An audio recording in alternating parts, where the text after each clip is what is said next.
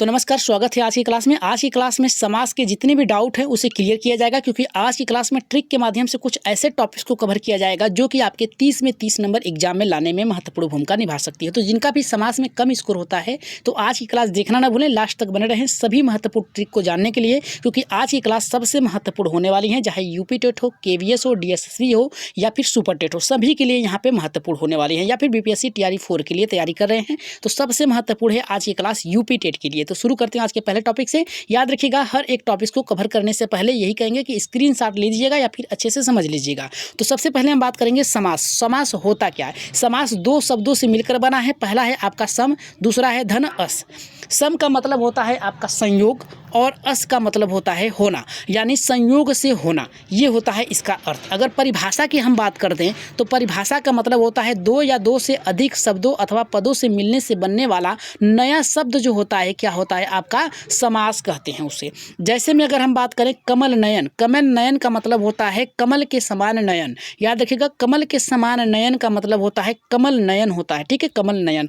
अगर हम यहाँ पे सामसिक शब्द की अगर बात करें, ठीक है, तो इसे क्या कहा जाता है? इसका मतलब होता है कि समास के नियमों से बने शब्द सामसिक, ठीक है, शब्द कहलाते हैं। जैसे में समस्त पद भी कहते हैं, इसे समस्त पद भी कहते हैं या फिर सामसिक पद भी कहीं कहीं आपको देखने को मिलता है, इतना याद रखिएगा। और समास विग्रह की बात करें तो किसी यहाँ पे समासिक शब्दों का यहाँ पे खंडन समास विग्रह कहलाता है, यानी किसी भी यहाँ पे जो दो बड़े शब्द हों उसे क्या है अलग करना ही क्या है आपका समास विग्रह कहलाता है। जैसे यहाँ पे रसोई घर, ठीक है, रसोई का घर होगा। रसोई घर की अगर हम बात करें तो अगर इसका समास विग्रह करेंगे तो ये हो जाएगा आपका रसोई का घर, ठीक है। समास में दो पद होते हैं। सबसे महत्वपूर्ण बात यह है कि समास में दो पद होते हैं, शब्द हो, दो पद या फिर शब्द होते हैं। जैसे में पहला पद और दूसरा पद।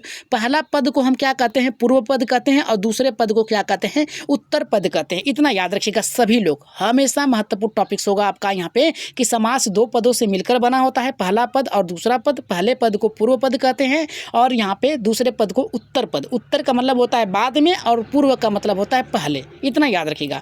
जैसे हम कह सकते हैं कि नील कमल, ठीक है, नील कमल का मतलब होता है इसमें नील जो है पूर्व पद है और कमल जो है यहाँ पे उत्तर पद है। कैसे? यहाँ पे देखिए, नील जो है यहाँ पे पहले आ रहा है, ठीक है, पहले आ रहा है तो ये पूर्व पद हो गया, और यहाँ पे कमल जो है लास्ट में आ रहा है तो ये उत्तर पद हो गया, ठीक है। थोड़ा सा इसका कलर चेंज कर ले रहे हैं जो कि आपके समझाने में बहुत ही महत्वपूर्ण होगा।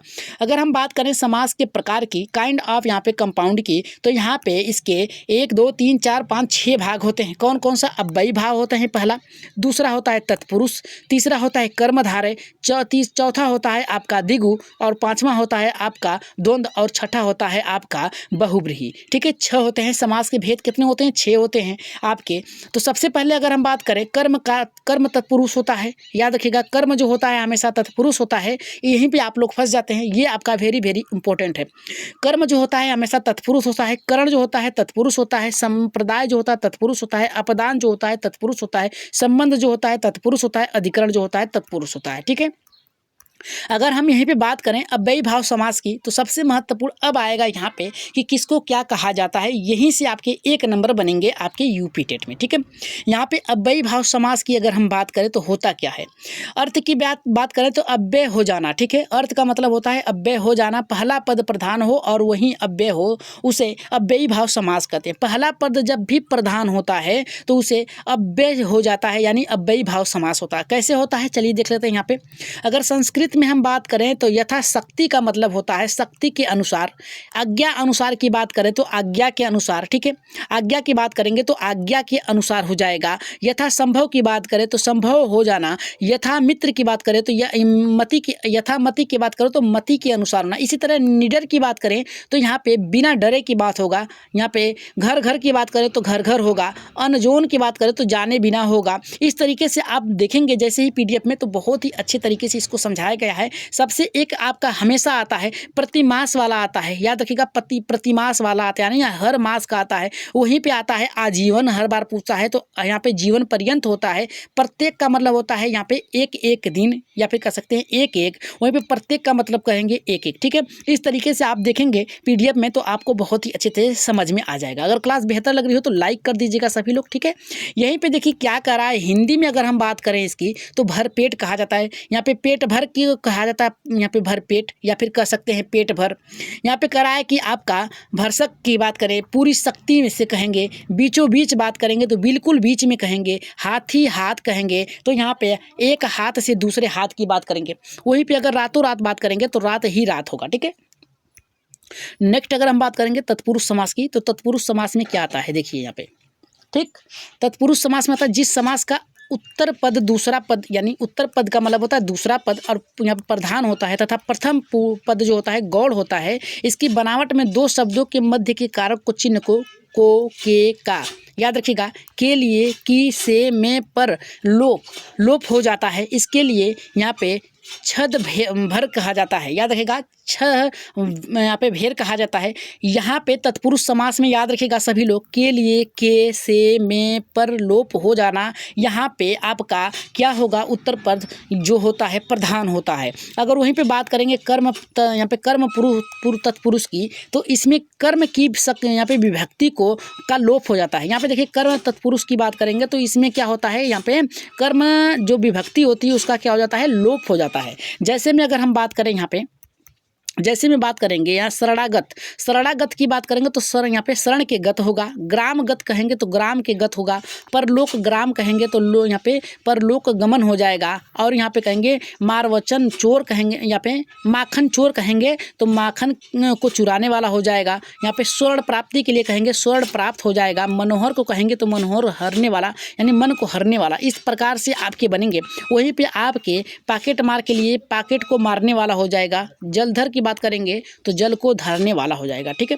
आगे बढ़ेंगे, नेक्स्ट प्रश्न है आपका कर्ण तत्पुरुष। यहाँ से आपके एक प्रश्न बनेंगे, हमेशा पूछता है यूपी टेट में, याद रखिएगा यूपी टेट में यहाँ से प्रश्न बनेंगे आपके। तो ये कह रहा है करण, यहाँ पे तत्पुरुष की बात करेंगे तो इसमें कारण करण की विभक्ति से क्या होता है, से का लोप हो जाता है, या के द्वारा, ठीक है, यहाँ पे लोप हो जाता है। जैसे में तुलसी कृत, यानी तुलसी के द्वारा लिखित, यानी के द्वारा, ठीक है, यहाँ पे आपका लोप हो जाएगा। हस्तलिखित की बात करेंगे तो हाथों से लिखित बात करेंगे। रेखाकृत की बात करेंगे रेखा से अंकित। गुरुकृत की बात करेंगे तो यहाँ पे गुरु के से कृत हो जाएगा। प्रेमाकृत से बात करेंगे प्रेम से आकृत हो जाएगा।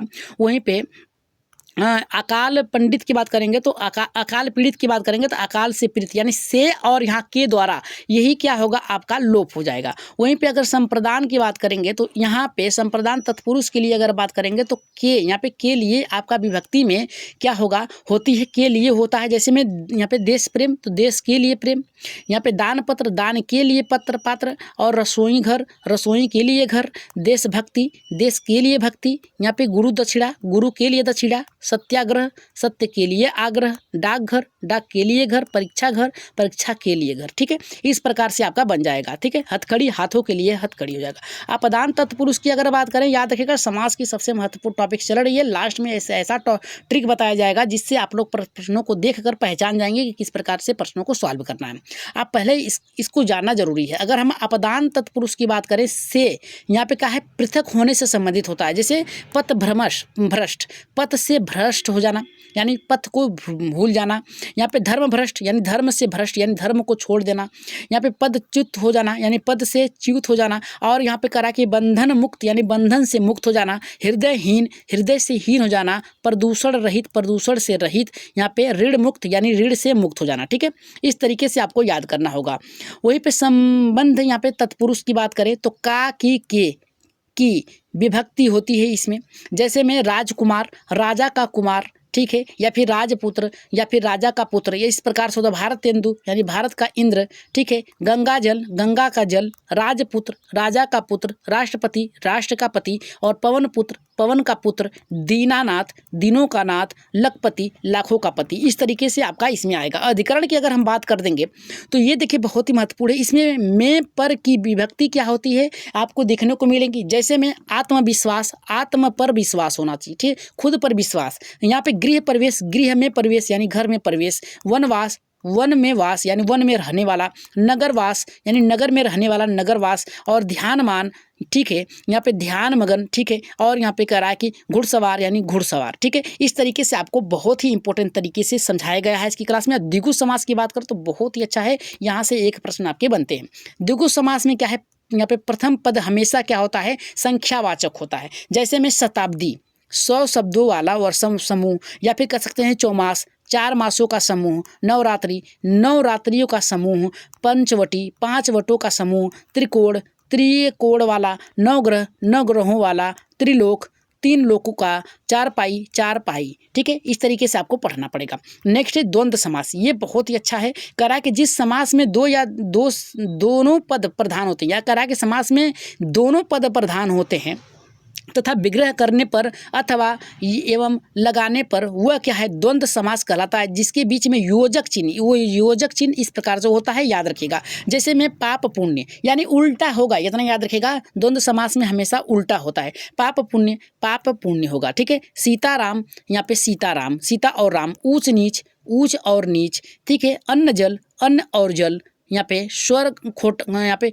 खरा खोटा, यहाँ पे खरा और खोटा, इस तरीके से होगा। इस तरीके से माता और पिता, इस तरीके से आजकल और आजकल, इस तरीके से आपके बनेंगे। कर्मधारय समास की अगर हम बात करें, जिस समास का उत्तर पद प्रधान हो और पूर्व पद उत्तर पद में विशेषण विशेषता अथवा उपमान उपमेय का संबंध होता है, वह क्या होता है, यहाँ पे कर्मधारय समास होता है। विग्रह करने के रूपी है जो समान। ठीक है, विग्रह करने पे रूपी है जो समान शब्द मिलते हैं, वो होगा आपका कर्मधारय। एक शब्द आपके है कि पेड़ से बंदर कूदा, इसमें कौन सा कारक है? ठीक है, आप बताइएगा। यहाँ पे पहला कारक है जैसे चंद्रमुखी, यानी चंद्रमुख के समान। यहाँ पे देहन लता, यानी देह रूपी की लता। नीलकमल, नीला कमल। सज्जन, सत अच्छा जन। कमलनाथ, कमल के समान नयन। यहीं पे अगर हम बात करें महापुरुष, महान है जो पुरुष। घनश्याम। ठीक है, यहाँ पे देखिए धन श्याम दिया है, तो धन का मतलब होता है बादल के समान। यहीं पे परमात्मा, परम है जो आत्मा। क्या कह रहा है, विधान, यहाँ पे विद्याधन, तो यहाँ पे विद्या रूपी धन जो होता है। इस तरीके से ये बहुत ही अच्छे तरीके से आज की क्लास में बताया जा रहा है। अगर क्लास बेहतर लग रही है तो लाइक शेयर सब्सक्राइब जरूर करिएगा। यहाँ पे बहुब्रीहि की अगर बात करें तो वह समास जिसके दोनों पद क्या होते हैं, प्रधान हो, न तो पूर्व पद प्रधान हो, ठीक है, न ही उत्तर पद प्रधान हो, यानी दोनों में से कोई भी पद जो है प्रधान न हो, लेकिन इनको मिलाने से नया सार्थक शब्द निर्माण होता है। यानी दोनों शब्दों को मिलाने के बाद एक नया शब्द का निर्माण हो, वो क्या है, आपका बहुब्रीहि समास है। किस प्रकार से, चलिए देख लेते हैं। यहाँ पे कह रहा है कि नीलकंठ, नीला है कड़ जिसका, अर्थात शिव भगवान। यहाँ पे कह सकते भगवान शिव। यहाँ पे दशानन, 10 मुखों के, अर्थात रावण। पीताम्बर, पीला है जिसका अंबर, अर्थात श्री कृष्ण। त्रिनेत्र, 3 नेत्र हैं जिसके, अर्थात शिव। चतुर्भुज, यानी 4 भुजाओं वाले, ब्रह्मा। लंबोदर, लंबा है जिसका उदर, अर्थात गणेश। इस प्रकार से अगर हम देखेंगे तो हर चीज का क्या है, तीसरा अर्थ निकल रहा है। 2 शब्दों को, पंकज यानी पक यानी कीचड़ में जमा, अर्थात कमल। इस तरीके से होता है। ठीक है, तो आज की क्लास ये बताई गई थी आपको समास की, और ट्रिक आपको जल्द ही देखने को मिलेंगे। हर एक टॉपिक्स का, कौन से टॉपिक्स में किस ट्रिक को अपनाना है, नेक्स्ट क्लास में आपको देखने को मिल जाएगा। तो आज के लिए इतना ही। जाते जाते ये कहेंगे कि सब्सक्राइब कर लीजिएगा, शेयर कर दीजिएगा अपने ग्रुपों में, साथ में टेलीग्राम चैनल को ज्वाइन करके वहाँ से PDF ले सकते हैं। तो आज की क्लास कैसी लगी एक बार कमेंट बॉक्स में जरूर बताइएगा। तो आज के लिए इतना ही, धन्यवाद। बस यही कहेंगे, शेयर कर दीजिएगा अपने ग्रुपों में। जल्द मिलते हैं ट्रिक के साथ समास को पहचानने की। ठीक है।